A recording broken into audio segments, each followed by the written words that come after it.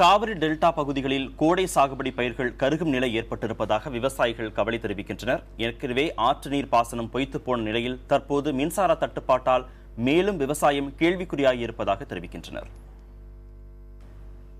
தஞ்சை மாவட்டத்தில் சுமார் 42,000 ஏக்கரில் கோடை சாகுபடி செய்யப்பட்டுள்ளது. தற்போது இப்பகுதிகளில் மின் மோட்டாரை நம்பியே விவசாயம் செய்யப்பட்டு வருகிறது. இந்த நிலையில் கடந்த சில நாட்களாக 3 முதல் 5 மணி நேரம் மட்டுமே மின்சாரம் கிடைப்பதாக விவசாயிகள் தெரிவிக்கின்றனர்.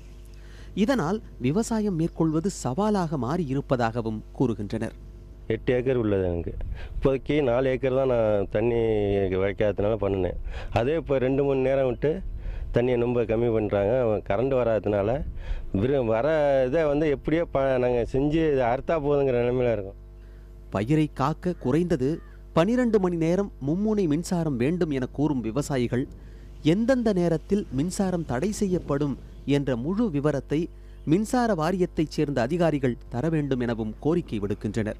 பாதி நிலத்தை தரிசாக விட்டு மீதி நிலத்தில் பயிரிடப்பட்டிருப்பதையாவது கரை சேர்க்க அரசு உதவ வேண்டும் என கோரிக்கை விடுக்கின்றனர் விவசாயிகள். கோடையை சாகுபடி பண்ணலான்னு பார்த்தோம், நல்லா கரண்ட் கொடுப்பாங்கன்னு பார்த்தோம். கரண்ட்டே 4 மணி நேரம் 5 மணி நேரம் கூட வர மாட்டேது. அதனால் இப்போ நடவு நட்டுருக்க பயிரும் வாடுறது மாதிரி போயிடுச்சு. ஒரு 10 நாளாக சரியானபடி கரண்ட் வரல.